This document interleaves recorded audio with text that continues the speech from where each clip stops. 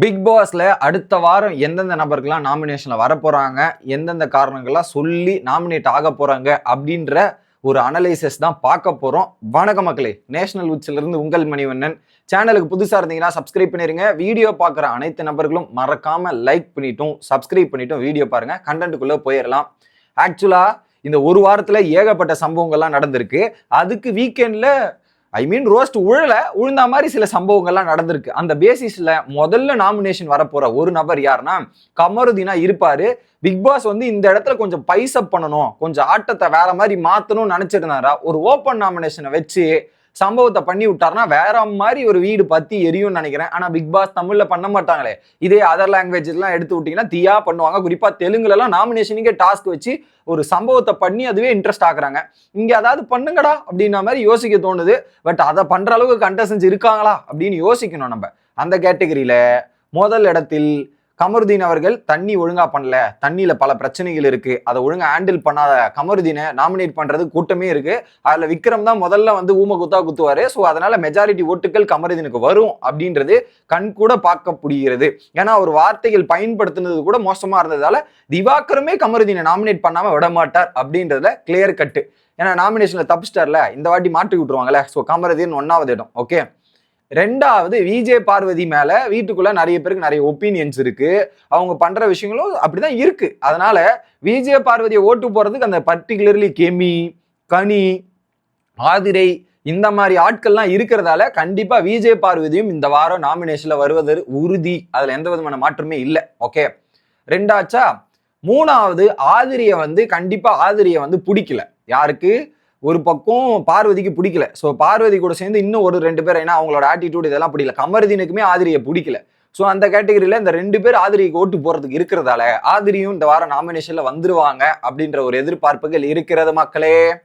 அடுத்து எஃப்ஜேவை ஓட்டு போறதுக்கு ஒரு பக்கம் திவாகர் இருக்காரு, திவாகரா இருக்காரு. இன்னொரு பேர் அரோரா. இவங்களும் எஃப்ஜேக்கு போடுவாங்க. ஏன்னா அவர் கத்துறாரு, ஆட்டிடியூட் காட்டுறாருன்றதால எஃப்ஜேவை ஓட்டு போறதுக்கு அரோரா இவங்கெல்லாம் இருக்கிறதால ஸோ எஃப்ஜேவும் நாமினேஷன்ல வந்துருவார். அடுத்து கெமி மேல யாரு காண்டில் இருப்பாங்க பார்த்துருப்பீங்க. திவாகர் இருப்பாரு. இன்னொரு பக்கம் விஜய் பார்வதி கம்பல்சரி இருப்பாங்க. திவாகர் போறாரு இல்லை, திவாகரோட ஆப்ஷன் 3ங்க, சிம்பிள்.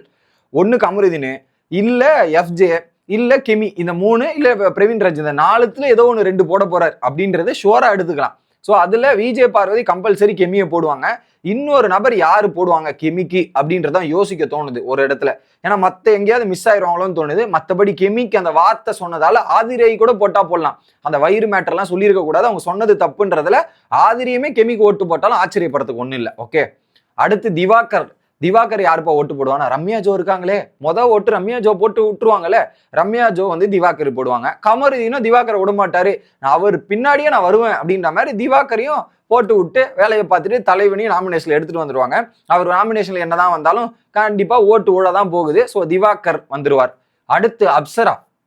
இந்த வீட்டில் ஒண்ணுமே பண்ணாம சைலண்டா இருந்துட்டு இருக்கீங்க, என்னதான் பண்றீங்க அப்சரா அப்படின்ற கேட்டகரியில அப்சராவையும் நாமினேஷன்ல எடுத்துட்டு வந்துருவாங்கன்னு நான் நினைக்கிறேன் மக்களே.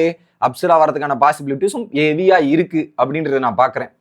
இன்னொரு பக்கம் கலை வந்து போன வாட்டி வீட்டுக்கு வெளில அப்படி இருந்தது, மிங்கில் ஆகல அப்படின்ற கேட்டகரியில ஒரு 12 ஓட்டுகள் விழுந்தது.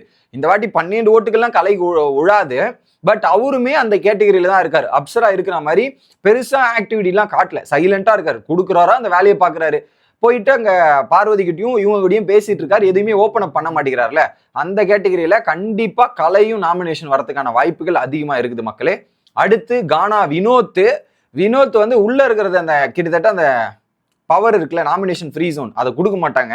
அவரும் அதுக்கேற்ற மாதிரி பர்ஃபார்மன்ஸ் பண்ணலன்றதால கானா வினோத் வெளியே எடுத்துருவாங்கன்னு நினைக்கிறேன். நான் போன வீடியோல சொல்லியிருப்பேன் டீலக்ஸ் ஹவுஸ் மேட்ச் இப்படி மாத்துவாங்கன்ட்டு. அந்த கேட்டகரியில கானா வினோத் வெளியே வந்துட்டாங்கன்னா கானா வினோத் மேல நிறைய முரண்பாடுகள் இருக்கு. ஒரு பக்கம் ஆதிரைக்கா இருக்கட்டும், இன்னும் ஒரு சில நபர்களுக்கு, ஏன் அந்த சொந்த டீம்ல இருக்கிற நபர்களுக்கே முரண்பாடு இருக்கு. கானா வினோத் அவர் சொல்றதெல்லாம் இப்படி இருக்குன்றதால கண்டிப்பா கானா வினோத்தும் நாமினேஷன் வருவதற்கான வாய்ப்புகள் இருக்கிறது. அடுத்ததா வியானா தான் எனக்கு ஒரு டவுட்ல வைக்கிற மாதிரி இருக்கு. ஏன்னா ஒருவேளை வியானா அங்க உள்ளே ஸ்டே பண்ணிட்டு அந்த ஜோன் அந்த 50% நாமினேஷன் பாஸ் வாங்கிட்டாங்கன்னா வியானா தப்பிச்சிருவாங்க. ஒருவேளை வாங்கல தப்பிக்கலன்னா கனி கேங்ல இருந்து கண்டிப்பா ஊம குத்தா போட்டு வியானாவையும் நாமினேஷன்ல எடுத்துட்டு வருவாங்கன்ற மாதிரி நான் நம்புறேன்.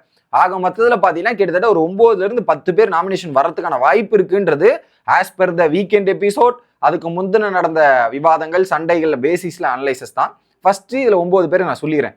ஆதிரை, கமருதீன், விஜய் பார்வதி, கெமி, எஃப்ஜே, திவாகர், அப்சரா, வியானா, கலை, வினோத். 10 பேர் கரெக்டா. இந்த 10 பேர் தான் இருக்கு.